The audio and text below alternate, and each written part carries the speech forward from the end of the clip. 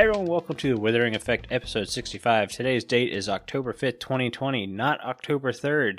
Those of you in the pre-show will understand. I am Duds, or Duds versus known to the rest of the interwebs. I'm Jimbo. I know what date it is. You may know me as Jimbo Slice 23. It's a pretty big week, so what have you been up to? Nothing. Nothing else. Not a lot of real Minecraft. The urge to play just hadn't been there this week. I don't know how to really put it. So my grandmother is moving back to North Carolina this week. Well, she moved back yesterday. Mm-hmm. So all this week was kind of prepping for her moving up. And since I am her internet technician, and as of 2 years ago, I converted all of her TV, phone, and stuff to just pure internet. I had to do a lot of phone calling, getting things together that way. Basically jumping on her computer from my computer. Because when she got a new computer, I made sure she got the business Windows 10 version so I can jump on there at any point I wanted. Okay. Yeah, so I was doing a lot of that. Gotta help Grandma. Yeah. And my hockey team won the Stanley Cup on Monday. Go Lightning. Oh, that's right. And that just kind of put me in celebration mood all week. Yeah. So a lot of our random times the past 3 weeks trying to record the show has been because every time we go to record the show, my hockey team is playing, and Jimbo and Carl have been kind of nice enough to bounce the schedule around to make sure I didn't miss a hockey game. So thank you guys. No problem. I didn't want to talk about it because I've got this weird, don't jinx it type thing. So I didn't talk about my hockey team winning until they actually won the cup. So, yay. Yeah, I didn't get too much information off you with the whole hockey season. I knew you guys are doing well, but I didn't know you were one game away from winning the cup. So congratulations. Yep. Pretty cool. Thank you very much. I didn't do anything but support the team, but there were definitely rituals I'd have to go through pre-game. If I didn't do it, we lost. Yeah, I think, a lot of sports fans have those different kind of rituals. Lucky shirt and all that.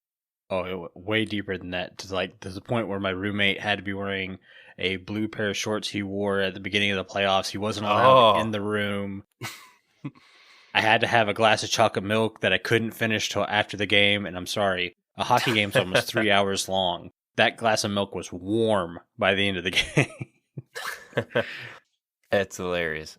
Yeah, that's how superstitious I got. That's very superstitious. Yeah, what about you? I put out a video.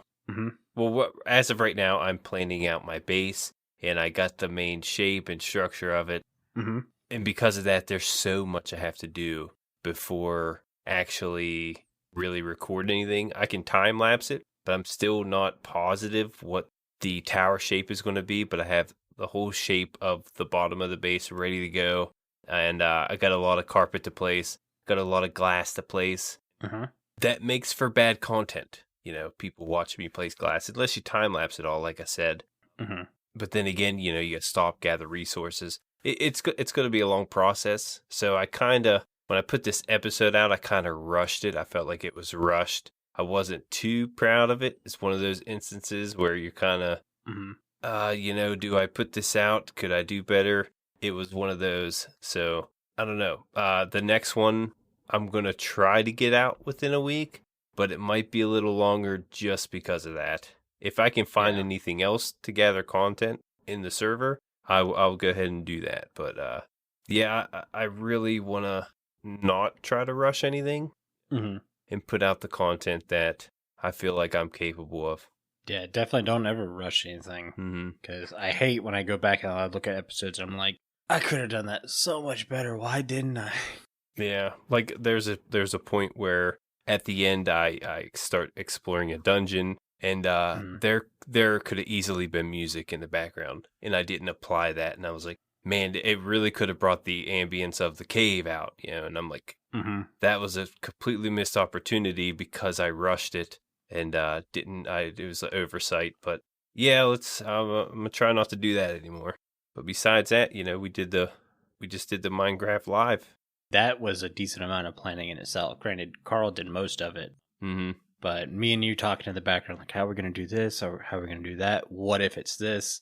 And we both kind of hit on what 117 was going to be about. We're going to talk about that more in the main topic, though. So no spoilers, but remind me to bring up the fact how we both guessed correctly this time around. Yeah, we did. We were nailing them. So Minecraft news. Obviously, we're going to talk about 117 in the main topic, so we're going to skip that.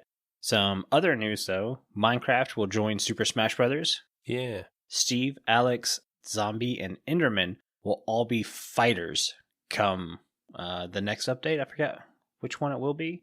I don't know. I don't have Super Smash Bros. For the Switch this time around. And that was one of my favorite N64 games, was the original Smash Brothers. Oh, I loved it. Now, I didn't realize they update it. It's an updatable game. It's not, for sale. Yes. Okay. Usually you have to buy it when they do that. Well, you have to buy the Switch version. Okay. And then they've been releasing DLCs for the Switch version. Yeah, see, I didn't know that. That's pretty cool. When it's kind of like they keep updating it until they feel that they have something better, and then they release the next version of Super Smash Brothers. Oh, all right. That makes sense. Also, we have some Minecraft Dungeons news. There's a new DLC coming called Howling Peaks. I didn't see a date for that, but I might have missed it. There's a free update including a harder game mode called Apocalypse Plus. Also, there's rumors of it being cross-platform finally. Oh. I always kind of thought it was, but maybe I was wrong. Yeah, I wasn't too sure either. That is a lot of stuff for Dungeons. Yeah, and you guys know us. We both enjoy Dungeons, but we still haven't bought it yet. Yeah, I enjoy the original game a lot better, so. And I guess till I get the financial funds to actually buy it. Yeah, I've got so many, Star Wars Squadrons came out this week, and I've been wanting that, but it's $40, and I'm just like, It's kind of like a flight simulator on steroids, and I'm not really big on flight sims, but I love Star Wars, so I don't know. I can't cough up the money right now. Yeah, me neither. Money's tight. It's tight just, the year. Yeah, the way 2020 has been, I don't chance anything. Yeah, it's best to save what you got, try to hold what you can, I guess. Well, not to mention, I just bought 3 brand new dog beds for the spoiled brat snoring to my left.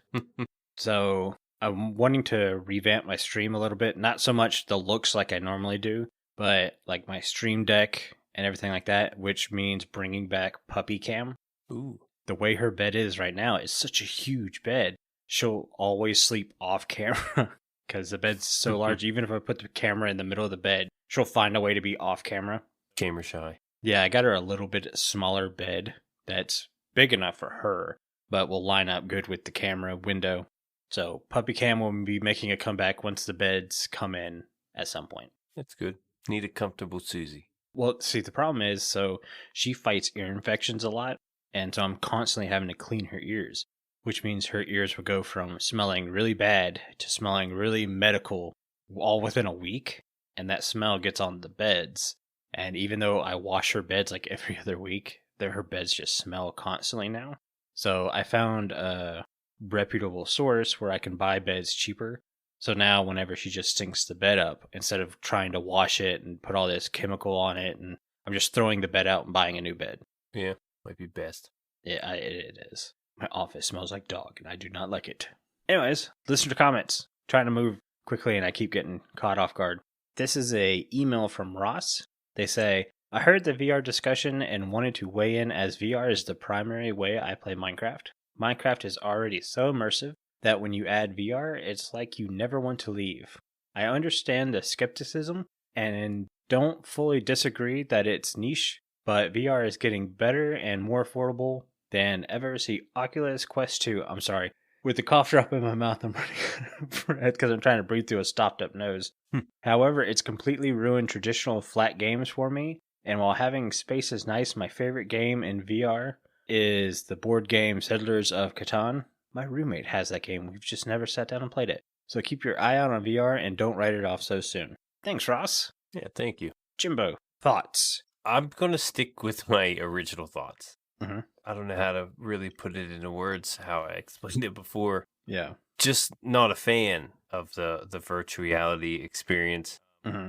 I don't know, unless you have like the ones you can stand and run and actually do things yourself. I understand with the Oculus, you have your headset and you have a controller, so you can jump and move a lot with the controller in your hand. And that, I feel like that takes away from the virtual reality experience, having a controller. It'd be cool if it was more hands-free type of deal, which maybe it is. I don't know. I never really looked into the Oculus Quest 2. Have you looked at it?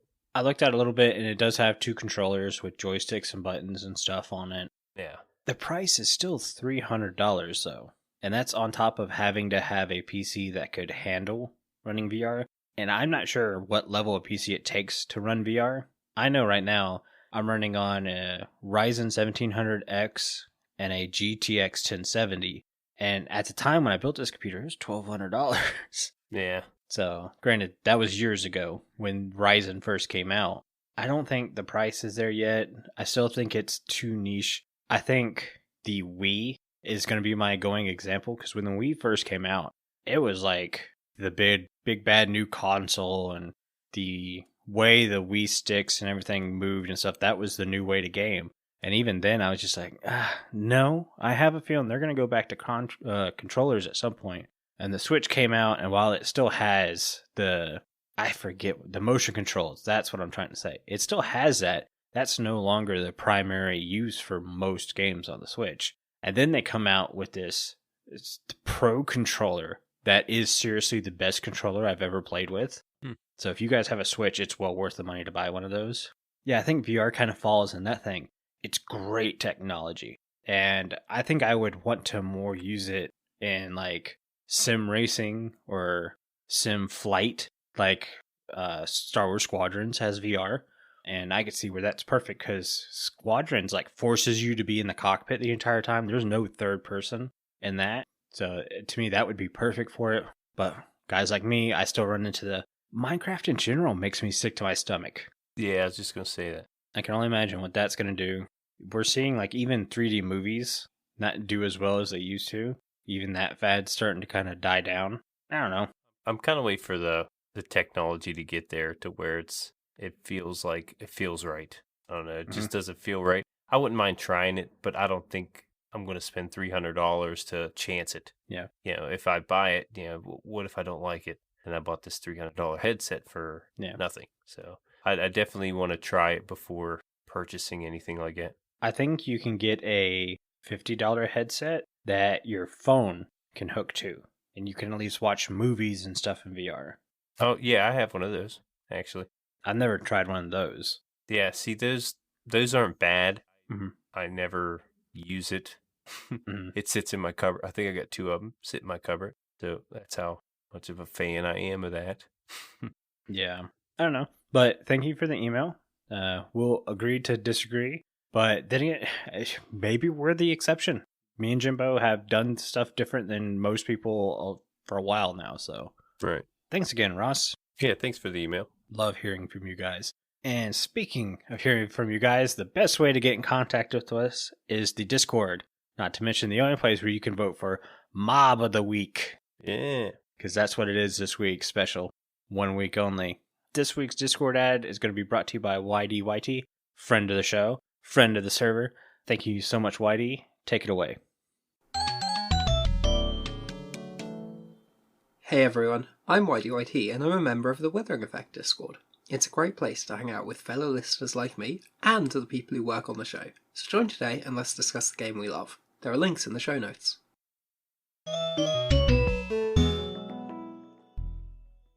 Alright, thanks YD. And if you guys would like to record an ad for the Discord server, just get in touch with me, Jimbo, or Carl. We'll hook you up with a script. We actually need more people to read scripts because block of the week is obviously being changed every once in a while because we're slowly running out of blocks. Yeah, I mean, there's only so many. Yeah, this week was going to be a special one. We decided to do the Minecraft Live mob vote on our Discord server to see if it would go any differently than it did in the show. Yeah. Surprise, surprise. Yeah, wait till you hear the winner of this. Yeah, your choices were the Moo Bloom, the Chillager. I'm not calling it the Isologger. I know that's not how you pronounce it either, but come on, it's Isologger. Or the Glow Squid. I agree with Chillager, but the winner this week is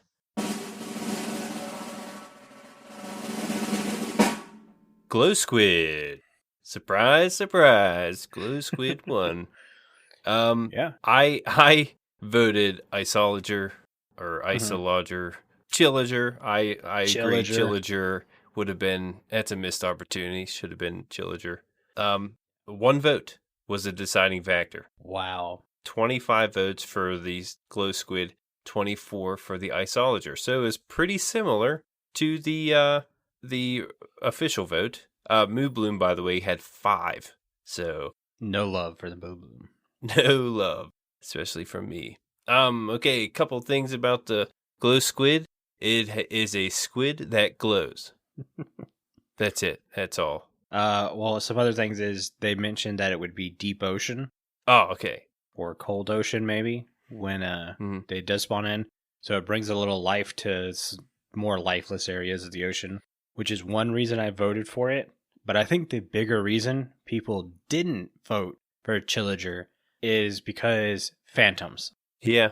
I think Phantoms has ruined the mob vote, and it was the first mob vote.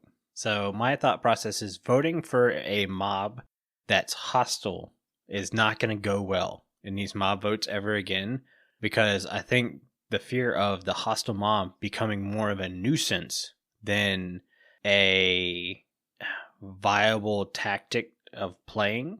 Like the Chillager, I thought could be cool if you could have them constantly respawning, and maybe they dropped ice so you could do a AFK ice farm, but there was no guarantee that. Yeah. For all you know, every time you went to a top of a mountaintop, you'd have one of these guys there, and they would just become annoying to have to constantly kill. What if you want to build your base up there, and they're just constantly spawning up there, throwing ice blocks at you? Too many risks. Yeah, you didn't get too much information, and as we were watching it live, well, before they did the mob vote, they introduced a hostile mob, so that could have persuaded people to go passive. They showed the same clip as they did on Twitter about the mobs, and I was hoping to get a little bit more information. Same. To persuade me from the Isolager, but I think I went that way because of the new mechanics it presented, and it just does a lot more. I felt like the Glow Squid and the Moo Bloom were kind of reskins, which Isolager kind of is a reskin, but they have different functions. At least I think, like again, we didn't get too much from the video from Minecraft Live. Yeah, I'm hoping Glow Squid will drop something useful. I'm not counting on it though, and trying to think of all the cool stuff that Glow Squid can do. I think I saw somewhere, maybe on Reddit, I can't remember where. I wish I would have saved the link. Somebody thought that maybe the Glow Squid would drop a glowing ink pouch, which you could put into a potion, and it would give you the glow effect. Or if you put it into a splash potion with lingering, you can maybe throw it at a mob, and any mob that walks in there would then get the glow effect. So those aren't bad ideas. They're not bad ideas. Now, I feel like glowing and lighting are two different things. Like glowing usually illuminates at night, and I was hoping possibly to get an item that would glow at night, not in the day. Same. Like maybe you can craft it into a block that, looks like a regular block. I don't know what color it would be, but at night it would glow, and that would that's kind of what I'm hoping for. Yeah. Now we did see a lot of things and a lot of new lighting sources and a lot of things that glowed. There's also glowstone. It could drop that. Different possibilities.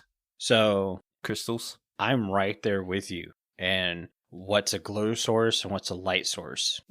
And I'm right there with you and hoping that you can make a block glow. My big fix for the Glow Squid is that it drops a glowing ink sac, which only glows in the darkness, and that you could craft it like you can craft mossy cobble, mossy stone brick, and everything like that.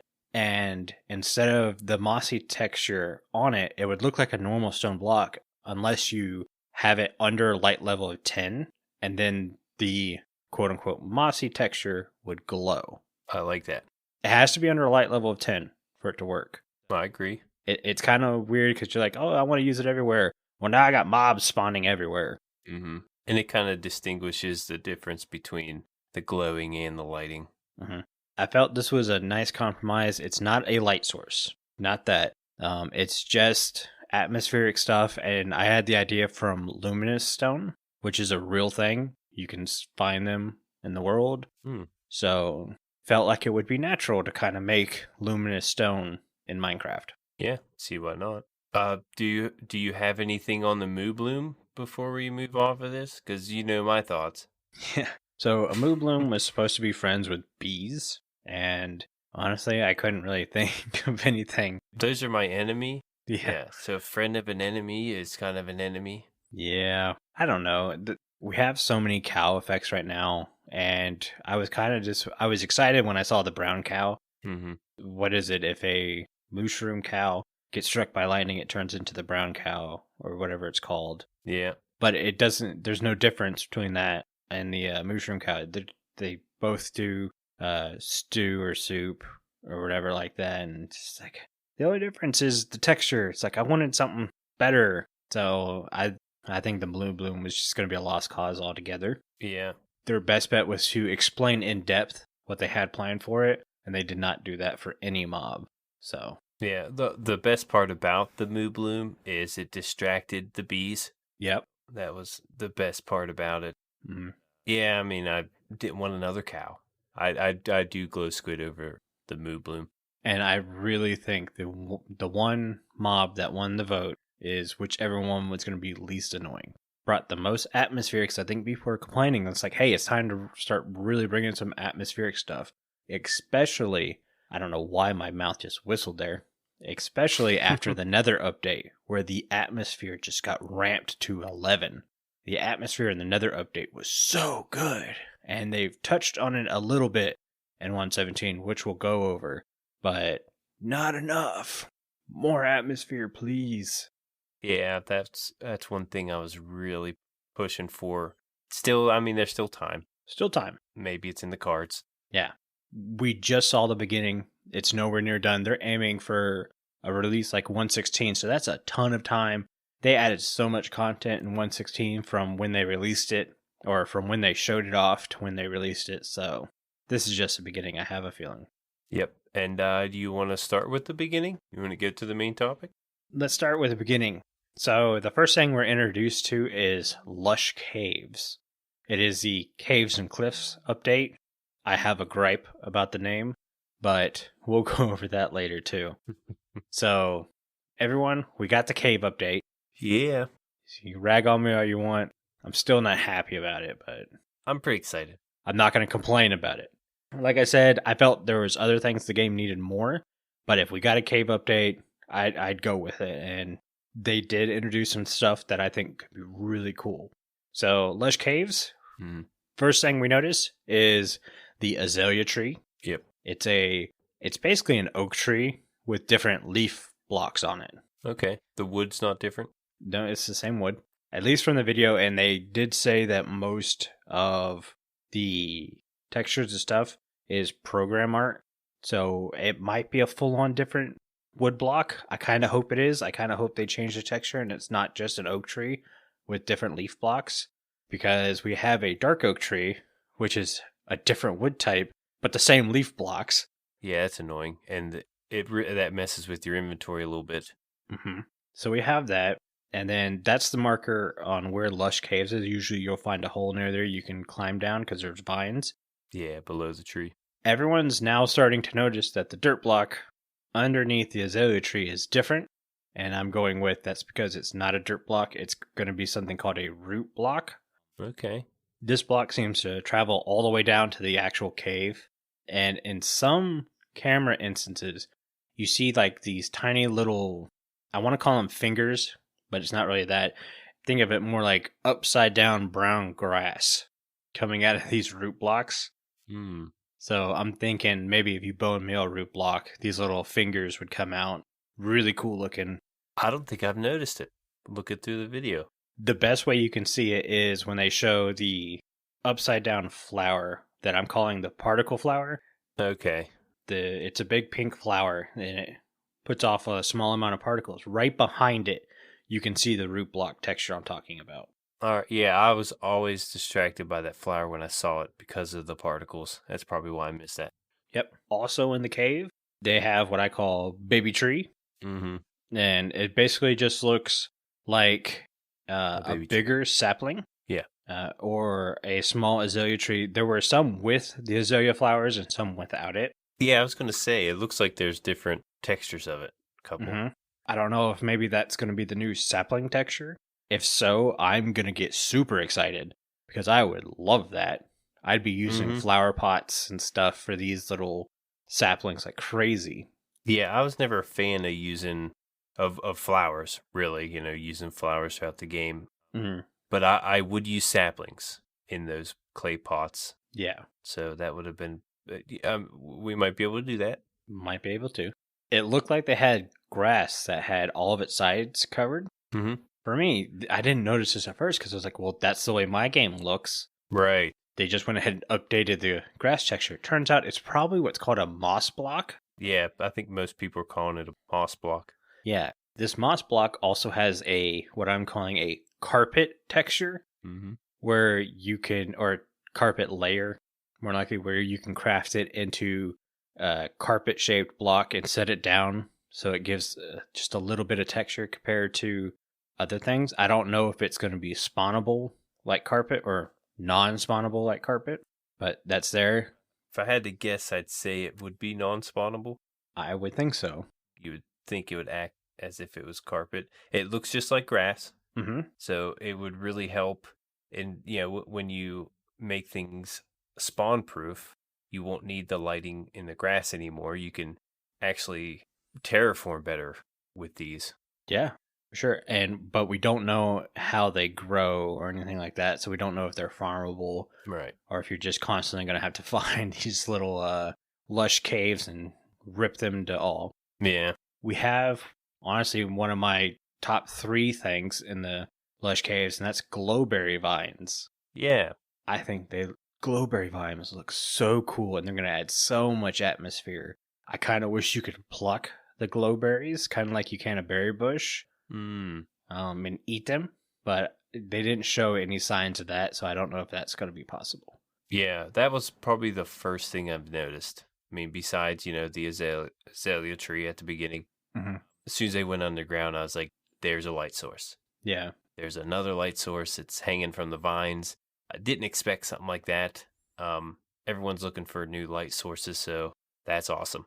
I'm really glad to see something like that. And like you said, to be able to pluck them would be wonderful.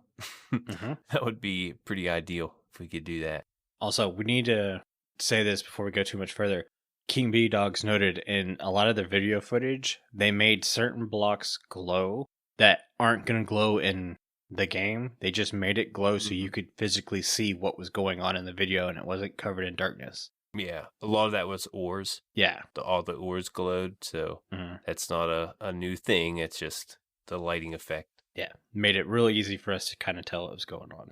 Yeah, just so you can see under there. The next plant in this lush cave is the drip leaf plant, which grows to different levels, and you can use it as platforming. The longer you stand on the leaf, the more likely it is to drop you. I think it is, as of now, a set time. It's not like a random tick, though I think it should be a random tick. That would be really cool. Yeah. Because as of right now, the drip leaf plant, yeah, I could take it or leave it. It's not going to bother me. I think it was more of a map maker's tool, which I'm cool with. But as of right now, I don't see much use of it. Now, depending on if it's spawnable, this could be huge for farming. That's true. Because a mob can spawn on it, and it'll eventually drop them down. Didn't even think of that. We don't know if it's spawnable or not. So it could be a lot bigger than we initially thought. Very true. Didn't even think. It was brought up on YouTube or on Twitter. Someone brought it up. Can't remember. But I was like, wow, that's an eye opener. So look out for that. We're still not sure yet, though. And the last but probably most important thing in the lush cave is the axolotl. Right. I say axolotl. I heard some people call it oxalotl, but every time I see it, like the pronunciation written, they say axolotl. So I'm calling it the axolotl. It's hard to pronounce it the way it's lettered or worded. Yeah. Or spelled. Yeah, axolotl is how they're pronouncing it. It's a lot like the strider. It's based off a real animal, and it's a lot like the strider in the fact that it's so ugly it's cute. Yeah. And the best part is you can tame them. So I think to tame them as of right now, it's you just swim up to them and you pick them up in the bucket. Mm-hmm. And that gives them the tag where they're tamed to you personally. And you can create your own little army of axolotls, and they will attack other mobs with you, which is something really cool. And when they take damage or they're getting close to death, they kind of fake death, and they just kind of like roll over. And so hostile mobs won't attack them, and they'll recoup their health and then go back to attacking, which is a really cool feature. Yeah, they play dead. I also heard that they're hinting at they'll be able to heal you, possibly. Yeah, that might be cool. I think I want to say it was King Bee Dogs like hinted at that. Not too sure. Or no, that was at the end at the show. So it was the other guest, Urlaf. Yep. Ulraf, right? Ulraf. We'll have to ask him sometime. Yeah, if we ever talk to him.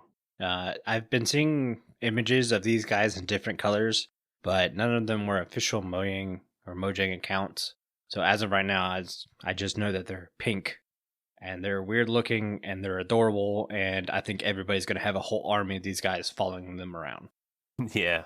They didn't really say if they're breedable. You didn't really see a baby variant.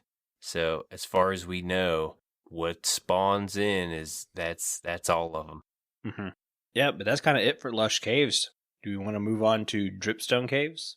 Yeah, I got the Dripstone Caves here. That was a pretty big one, though, the Lush Caves. It was. Dripstone Caves, they've added stalactites and stalagmites, which I thought looked great. The stalactites, which are the ones in the ceiling, they drip water from them. Which can refill cauldrons. It's pretty useful. The stalagmites, which are on the ground, can cause damage if any mob were to fall on them, and I'm pretty sure if the player also. So that could be very, very useful for farming also. Well, and I think the stalactite can also cause damage if you break it and it falls on something. Yes. Yeah, and it does become an item, so you can pick that up and take that with you to use in your builds. Now, we don't know if you can place them on any block or if it has to be a stone block. Yeah, we never actually saw anyone place it, so placing it might not be a real thing right now. Yeah, right. Yeah, you might not be able to. Maybe it's just an item for a crafting recipe. We're not too sure. Yeah, the only thing I'm not so fancy about them is the texture, and I was kind of hoping, so I like the texture in general, but it does that whole four-sided cross texture thing. Yeah. And I really wish Mojang would start moving into more 3D textures. Basically, it's going to be as soon as Vanilla Tweaks puts out the 3D texture for that, that's what it's going to be. I've been doing it with rails and ladders ever since that. It's like I really wish they would start moving to these 3D textures. I don't know how hard it is on the game to do that, but please Mojang. Only argument I could see is if it was in 3D, it's kind of circular, and that's like a no-no. Nothing can be circular. Hey, in Minecraft, we're gonna pull the what they do when they don't give us concrete stairs and slabs, and tell us, well, it's so you can be more creative.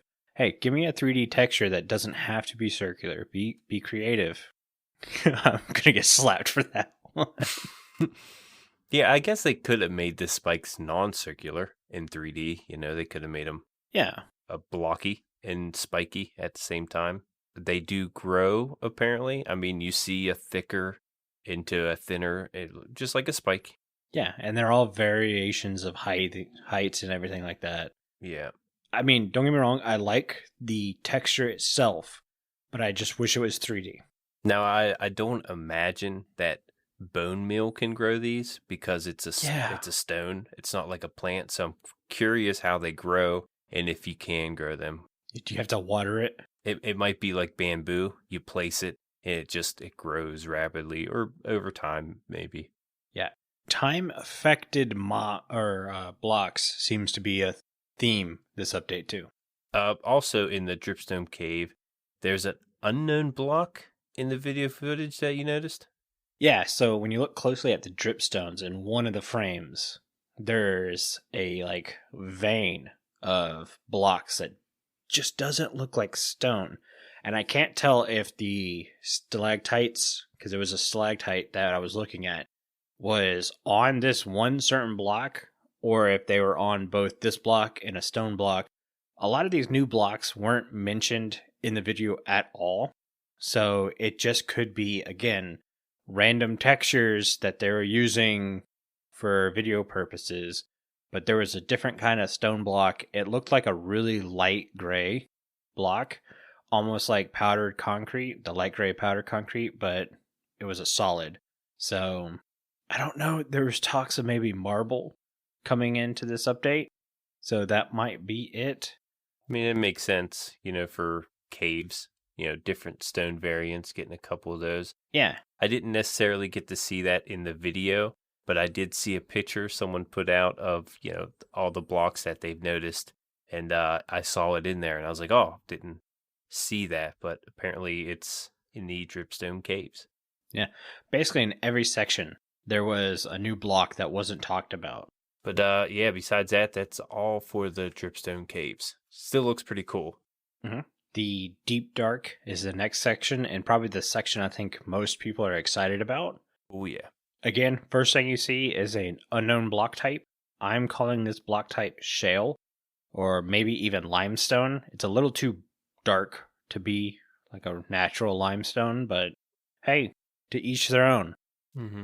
And it kind of looks like a brick texture. Yeah, kind of. Like maybe a natural brick look. Yeah, like layers, kind of. And that's why I call it shale, but it could very well be some completely different block, and I'm just making stuff up. Yeah, not too sure yet. So the first things you notice is this new block and a new location, which I'm referring to as the barrel room. It's a structure that houses some barrels, a furnace, a bunch of cobwebs, some oak logs. That's it. Also, there were candles in here. They were placed around, which looks like the formation of sea pickles, but obviously with a candle texture. The big thing I noticed, there were 2 candle colors, a black candle and a white candle. Yeah.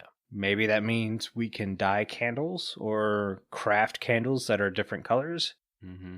Maybe get a wax variant or some kind of wax block or wax item.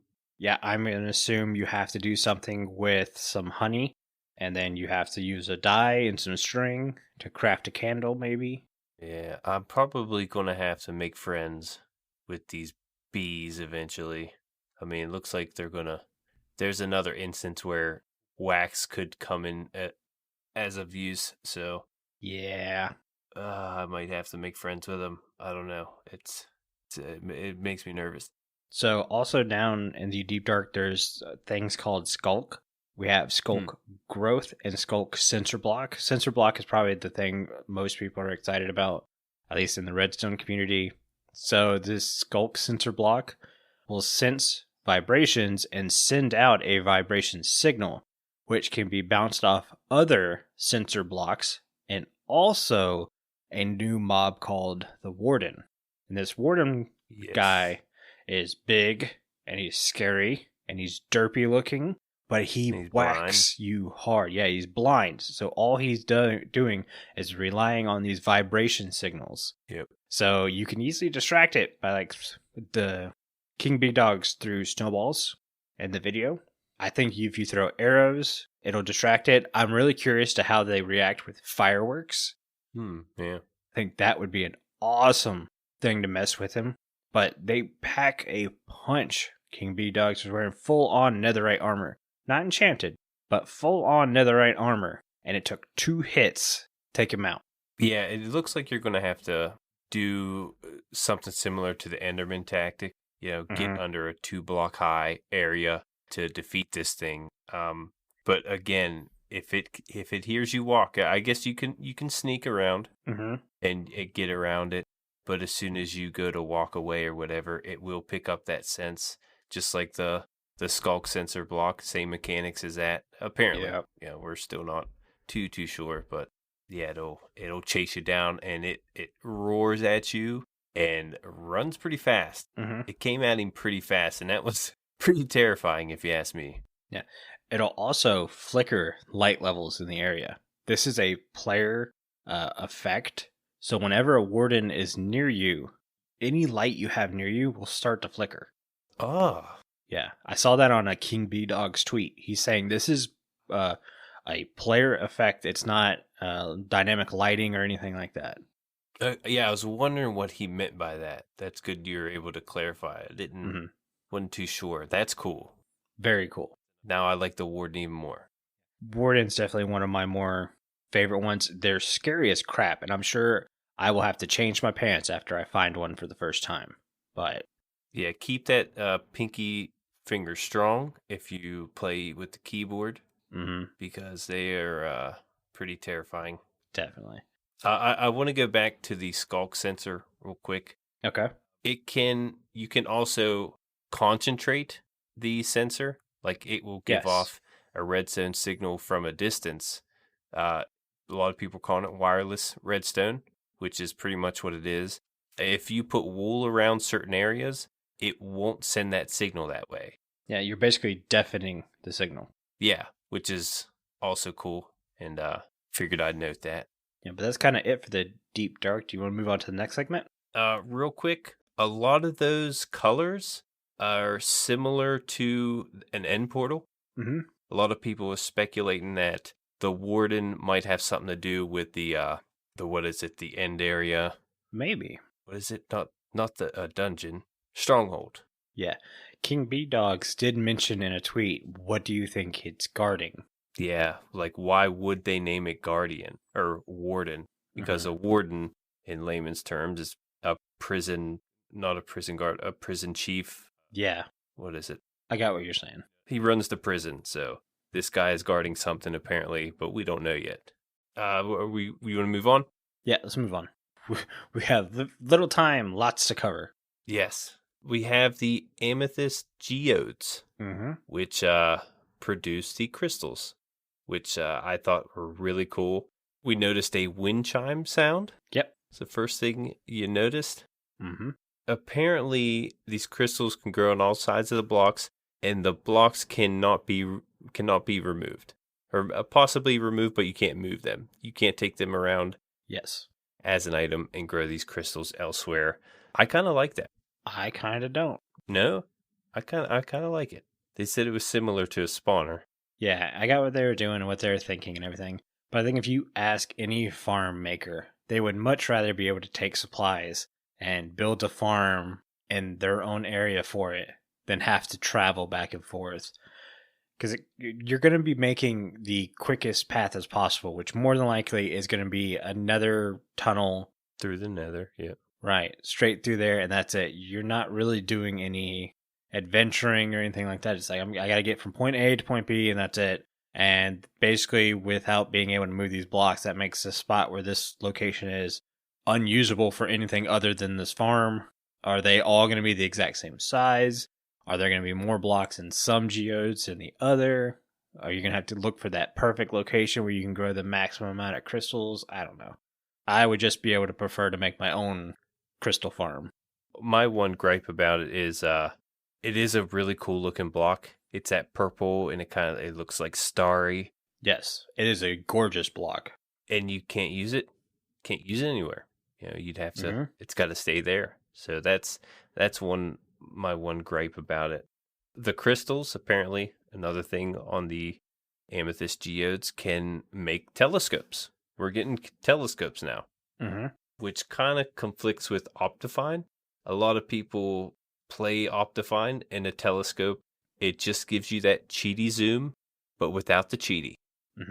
Yeah, I don't think it's going to conflict. I know some people are saying, well, Optifine needs to get rid of the zoom key now. Optifine, please do not get rid of the zoom key because of this thing. One, I don't think the telescope is going to get used just because most players that are at least running Java are using Optifine, because that's how much Optifine is beloved. Granted, I mentioned my love for Sodium now, but now that I can have OptiFabric running with Replay Mod and everything like that, I'm using Optifine again. I find it weird that the telescope's squared, but the texture is round when you look through it. Yeah. That's a little odd. you do have a circle to look through. You don't get the whole picture like you do in Optifine. Right, and that's my other gripe is that you see so little looking through the telescope, and I know it's more realistic than what Optifine does, and it does zoom in further than Optifine. It feels, not a guarantee, I'm not 100%, it feels like it will look further. Yeah. To me, it just kind of feels like it's a bedrock thing. Right. It's another item you're going to need to carry in your inventory, and that's where I see people just saying, nope, Optifine cheaty zoom key. Yeah, it's great for Bedrock players. Anyone who's on console. Yes. That or have a computer that they can't get Optifine on, the telescope is going to be great for that. And there are still some vanilla Java players that will not use Optifine, and they're going to love the telescope. It's going to be awesome for them. But for the majority of us, it's going to be, it's another tool I'll never use. Yeah, but that was about it for the crystal caves. Is there anything I'm forgetting? No. I don't think. I mean, crystals look cool. Yeah. Aren't there different stages to the crystals? I didn't see any, but that doesn't mean there's not. I could be wrong. I just really wish you could move them. I understand the whole thought process behind it, and normally I might agree, but the older I've got, the more cynical I've become, and it's like, nope, let me go ahead and move spawner blocks now. Why is this not a thing? Yeah, that won't be a thing. It'll never be a thing. Oh, there is one thing. So I would like crystals to do damage the way stalactites and stalagmites would do. Yeah. It's a pointy, hard surface. I think that could be really cool. Now, they don't have to do the same damage. I could see where stalactites and stalagmites would cause more damage. But a little prick might be kind of cool. Kind of like how berry bushes do. Yeah. Also, crystals normally come in all different shapes and colors. It'd be cool to get some in different colors and possibly get a block out of it, like a crystal block. That might be to glass block, though. Yeah. It might be a different glass variant, which isn't, I don't know. I'd rather use glass, it'd be cheaper. Yeah, we already use clean glass textures everywhere, and Mojang themselves has cleaned the glass texture up over these last couple of years because they understand those little streaks are annoying. So I don't think anyone would want a block that adds streaks back. That's true. Wouldn't be as transparent. Another big update coming is copper. This is a new ore that can be crafted into a new block, will age and turn green over time, just like copper does in real life. And you can craft a lightning rod out of it, so no more burning down your wool roof. Right, if you build with wool. Or wood. Or, yeah, wood also. We turn fire tick off every time we play on a server just because of lightning strikes. You can't control when other people are around your builds, and it would stink to sign on and your house be gone. Oh, yeah. The aging process in Exuma's video says took 16 Minecraft days. That's too short. Yeah. No. The way it sounded was like it would take a year in game for that to happen. 16 Minecraft days, not enough time. Plus, I really liked the orange look. I don't want it turning green, especially considering it's the same green as prismarine. So once it turns green, you cannot tell the difference between a prismarine block and a copper block. And this kind of leads back to the candles that we're getting, how we can hopefully get some wax to preserve that kind of color. Maybe when it's in its middle stages, hit it with the wax and preserve that kind of block. Yeah. But we do get stairs and slabs with those also. Yes, we do. Which, again, why do we not have concrete stairs and slabs? The texture itself it looks like the same purple texture, which I'm not excited about. But I'm kind of hoping that's, again, developer textures. It's not the final look so far. Yeah, it could be. The patina effect you talked about where it was just starting to show a little bit of the green. I love that. Yeah. And I love if we would be able to be like, okay, I love this look. I'm going to place wax on it, and it will forever stay that little patina. That's great. If that's possible, I take back all I'm saying about this turning green effect, and I would be playing with that stuff left and right. Yeah. Can you imagine, though, if the green copper becomes popular, or if it has more use, how in order to get that, you'd have to just lay them out on the ground and let them turn green before you can actually use that green block. Mm-hmm. So if you were to like open a shop and sell green copper, you'd have to give it some time before actually selling those or maintaining those blocks. Yeah.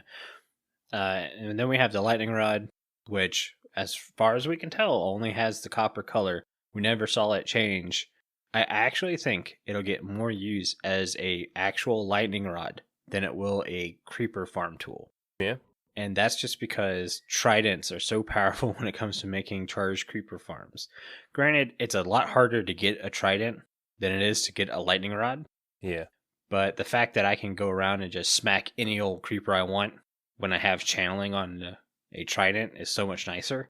Yeah, you got to get the trident, and then you got get the enchantment. Yeah. So lightning rod will be great for AFK farms, but for me, who's just a spawn of the moment, oh, it's thunderstorming, grab my trident and run out there and start chucking it. Yeah, I mean, definitely. I mean, there's people already coming up with charged creeper farms, I imagine, with the lightning rod. I'm definitely going to try to use it as in that sense. You know, I mean, because a lot of times we play with fire tick off and don't have to worry about lightning. Yeah. So anytime I'm going to use it, I'm going to try to concentrate that lightning to an area, possibly even mob farms. Yeah. You know, maybe to kill mobs. Yeah, I'm not advocating for turning fire tick back on. No. No. I think the lightning rod will be a fun afterthought kind of thing. It's definitely not one of those going where I'm like, oh yeah, oh my god, this is awesome. It's kind of like, oh, that's kind of neat. There might be an instance where I actually use that. Yeah. And what we know now is, it concentrates the lightning, and we don't know if it works indoors, because I know some people might want it right for a decoration, and you don't want lightning blowing up your house. You're in your living room and it strikes your coat hanger because you have it up on the wall. I'm pretty sure that's going to be the case, if it's indoors or if it has a block above it. Think about iron farms and the fact that you always had to put blocks above the villagers to make sure lightning wouldn't turn them into witches. Now you can put lightning rods, maybe like 12 blocks away or something. And they'll strike there instead of maybe your villagers. Yeah, good use. Anyways, let's move on because we're running out of time. Yeah, I just want to say we don't know what level copper spawns at yet. That's true. So it might be deep. It might be around the iron level. I'm thinking the iron level, just not as frequent. And they mentioned that they were going to be in more vein-like paths than blob-like. Because right now ores spawn in a blob pattern, whereas copper is going to spawn in a vein. I don't know if they're going to have that same effect on all the other ore types, but I'm okay with that. I think that's going to be kind of cool. Yeah, it sounds about right. Next part of the update we have are the mountains. We're getting our goats. This is something they promised us a little while ago when we voted on the mountains. We get our goats, and we get our snowier snow, which is a powder snow block, and a player can sink through it, kind of like a trap block. Yeah. And a goat, they're feisty little creatures, and they want to headbutt everything. Yes. And knock you off that mountain. Even other mobs. They also have a vertical way better than a fox. Yeah, they got some hops. They do. Sure. And this brings me back to earlier in the episode when I said I did not like the name Caves and Cliffs update. And that's because I didn't see a single cliff in any of this footage. Right. We got to get a picture of the mountains. Just one picture. Yeah. They look great. And it looked like there was clouds in between them. So I imagine they grow pretty high. But yeah, no cliffs. The mountain generation looked amazing. The only problem is me and Bank had that same mountain generation in Comic Craft Season 3. We had that generation years ago using the custom land generation formula. Yeah. And so I've already used to that. But when they said cliffs, I was like, great. I love finding a cliff and building a vertical base in it. That's one of my top things to do for a Minecraft base. And I didn't see one picture of a darn cliff. So I was very disappointed. We only saw the one picture of mountains. I would have loved to seen mountain ranges in different biomes. As of right now, it just looked like snowy taiga areas are getting mountains. Yeah. I'd love to see a savanna mountain. That'd be cool. Yeah, it'd be real cool to implement the mountains in every biome. Yeah. I know what you mean. Maybe not the desert. Maybe not the desert. That's a little weird, but... Yeah. So next is bundles. And this is the part where both me and you were right. You were right in the fact that you guessed cave update. Mm-hmm. And we ended up getting a cave update. I was guessing inventory update. Not so much guessing, but hoping for an inventory update. And we got a little bit in bundles. And the more I think about bundles, the less I like them. I'm going the opposite. The more I like them, the more I think about them. Bundles hold 64 unique items. That's it. Then that doesn't mean you can have over 62 items in the thing. It can only be 62 or 64 at a time. I don't know why I kept saying 62. It's only 64 items, but it can be the most random thing of all time.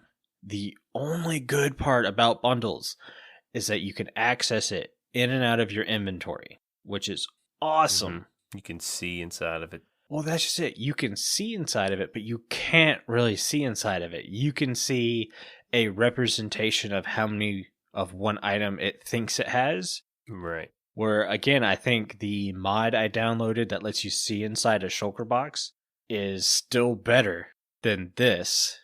And I think a bundle is just going to be random junk just piled in there. And you can throw it to another player, right? You don't place it down, which now means that you can't sort it without emptying it. So now you have to empty this thing into your inventory to put it away, or you're just going to have random unstackable bundles everywhere. Yeah, or go into a chest. Yeah. Sort it through there. Didn't really think about that. It felt like they were trying to do a backpack, but... It doesn't feel... The whole inventory system needs a revive. And this felt like, hey, let's give it a shot of adrenaline and see what happens.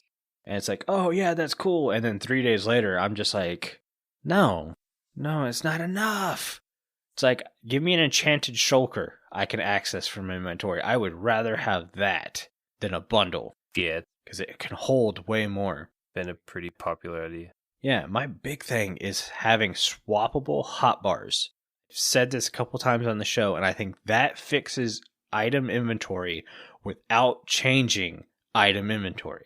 If you're not going to add new slots to hold weapons and tools and bundles or anything like that, then let me lay out a hotbar, lay out a hotbar, lay out a hotbar, and then I can switch between these three hotbars. Alt-tab or Control-tab or something like that to allow me to do a quick flip, cycle through hotbars. That solves the inventory management so fast.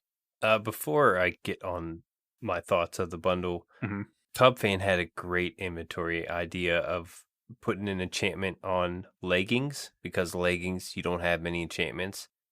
Having a pocket enchantment to where 1, 2, and 3 gives you a whole new line of inventory, like 9 slots per level of pocket. So if you have a level 3 pocket mod on your pants, you get like a full double chest of inventory space. I thought that was a genius idea. Having said that, the bundles I'm starting to like more and more, just because of the fact, like, if someone would ever die in front of you, you have all these items that you're like, oh my god, I got to make a chest, I got to get this ready for people. A lot of people, they have an ender chest ready with a shulker box that's empty to easily pick up these items. But if you have a bundle, you can just run around or even sit in the spot where they died and just pick them up and throw them in the bundle, and then just throw the bundle at the player. Say, here you go. Here's all your stuff. It's all in this one thing. And I was like, man, that could be useful. When I was building those flying machines, I had mine carts on each one of them, and I always had to go back and get more mine carts because they always took up my inventory. And I can throw 64 in one of these bags, and boom, that I solved it. So the more I think about it, the more useful it's getting, and I'm pretty sure I'm going to have a good bit of these. Now, I don't think, it doesn't look like you can stack bundles either. No. It's its own personal item. Yeah. In a slot. I definitely think there will be a shulker box full of bundles in everybody's ender chest. Yes. And I think people will carry a single or double bundle on them at all times, like they do a water bucket and stuff like that. My only problem is it's taking up inventory space. Another item, yes, it's there to save inventory space, like you said. If you have mine carts, multiple of them, they take up some space. I don't know. We'll have to see. I mean, it's still early. It's like scratching the surface of a scab. It's not fully healed yet. You can tell I'm so frustrated with the inventory management problem. Really hoping it's a step in the right direction. I will give them that. Yeah. They obviously have heard our complaints and they're trying stuff. But I wanted a full-on makeover, and all I got was the powder cheeks. We should probably move on from the bundles. I ranted to the bundle too much. Yeah. The next part, the last part we have is the archaeology and artifacts. Yes. Before I get into, well, I'll explain it first. These have dig site locations. Mm-hmm. Do you find the brushes? They have brushes. I think you're going to craft them, but they were just found at this location in the video. Okay, yeah, I wasn't sure where the brushes came from. The brushes help you find artifacts. There was 2 different brush colors that we saw, but this allows you to shave off a block that hides the artifact within the archaeology site. Archaeology is a hard word to say. Just because it's Monday. You were saying it fine the rest of the weekend. Yeah, so these artifacts you can find artifacts. It looks like you can find diamond blocks in some of these blocks. But the artifacts can be used on a clay pot also. So we're getting clay pots. Now, at the beginning, I was going to say this kind of feels a little too modded. Yeah. To me, it is pretty cool. It also shows me that they're trying to touch on everything. Like you got a little bit of everything in this update. You got your redstone, you got new blocks, and you got this archaeology artifacts that make exploring a lot more fun. Yes. What are your thoughts? I agree with you. I don't want to gripe too much because this is something I actually do like. But this update feels like a bunch of stuff that I'll play with once, and that's kind of it. I think Claybots could be really cool. I really do. And they made sure to put out there that, hey, what they look like now is just developer imagery. Texture artists haven't gone through and done anything, so mind the developer look to it. The Claypot looked weird, didn't feel Minecrafty, felt modded. I don't know if you can store anything in the clay pot. It'd be cool if you can. Yeah, I mean, as far as we know, it's just decoration. Yeah. Like, hey, look at my pot. I found these artifacts. It looked like there was just the artifacts look like different items. The only thing you can use them for is putting them on the clay pot. Right. So that's all we really know about the artifacts. Maybe it's like a collect them all type of deal. Another thing, people were talking about using the brushes to make gravel and dirt, half slabs and everything. I don't think that's going to be possible. No, me neither. I would love it to happen. Yeah. But I don't think that's what those brushes are going to do. I think if you start brushing and then you stop, I think it's going to break the artifact in there and the block's just going to disappear. Yeah. So. Because if you notice, while it brushes, it's going down a pixel at a time. And it would be, at least I would think, you would think it'd be very difficult to have, different variants of that block. Yeah. In, 1 pixel differences everywhere. It would make great for landscaping. Oh, yeah, it'd be beautiful. Yeah, but we got so many great blocks for landscaping in this update anyway. Again, I would love gravel half slabs, dirt half slabs, any kind of concrete powder half slabs. I don't think these brushes are going to do that. Yeah, I doubt it. At least right now, I don't think these brushes are going to do that. Maybe if people push it enough, they might give it to us. But yeah, as far as I can tell, I don't think it looks like the block's just going to break. Yeah. After you're done with it. Yeah. And who knows, maybe you can't shave off any block. Maybe it has to be a block with an artifact in it. We don't know yet. Very much. You could go up to any random block, start shaving, and it doesn't do anything. But if it does start shaving, then there's an artifact there. Yeah, I didn't notice at least him shaving a block that didn't have anything in it. Well, you could see it personally looked at a stone block and an obsidian block, and it didn't do anything. Whether they were clicking on the block or not, we don't know. Yeah. But to me, that felt like an obvious, hey, you can't do these block, only the gravel and the dirt block. Mm-hmm. Possibly sand. Possibly maybe sand. Concrete powder. Yeah. Though I wouldn't see concrete powder being at a archaeology site. So never know. Probably not. Yeah, never know. I don't know why you'd be repairing clay plots at an archaeology site, but thought they would ship that stuff to the lab. Yeah. Anyways, I'm not going to knock it too much because I think clay pots are really cool. And I think once the texture is done correctly and hopefully it gets some kind of use, maybe it could be a good replacement to a cauldron if you want. Yeah. I think that would be really nice. Other than that, a lot of this update, I just feel I'm going to visit it once, get what I need, go away. The amethyst geodes, the fact that I have to go there doesn't make me happy. The fact that I might not be able to destroy the geode if it's in my way of a build kind of doesn't make me happy. Also, the fact that these caves are huge, and I get that's going to be awesome for exploring. But as every multiplayer player knows, the first thing you do when you get to your new base location is light the caves up underneath your base because it causes lag and it causes issues for your server mates. Well, now these caves are ginormous. Yeah, they're even bigger. And you gotta light them up. Yep. Not to mention deadlier than ever. Yeah, it could be an issue on multiplayer servers.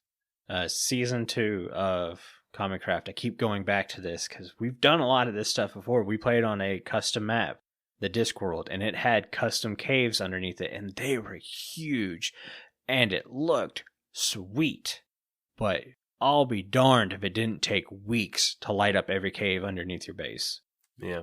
It got to the point where at once time I got so tired of it, I just started walling off caves and said, yep, that section's going to have mobs spawning it, and I'll just go the other way, despawn the mobs, and come back if it's that much of an issue.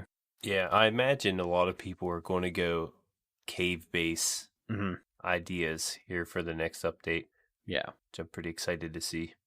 I know we're almost done, but before you read us out, which is something you normally say instead of me, we are expecting new things to develop with the new update, and we're going to be covering everything. So if you guys stay tuned and keep listening to the show, we're going to cover everything we can. Give you guys our thoughts and let you know if we see anything that can be improved or something that's not brought up. And this is something we've talked about before. So the Half Stack was originally supposed to be a weekly episode that me and Jimbo would do to counter snapshots.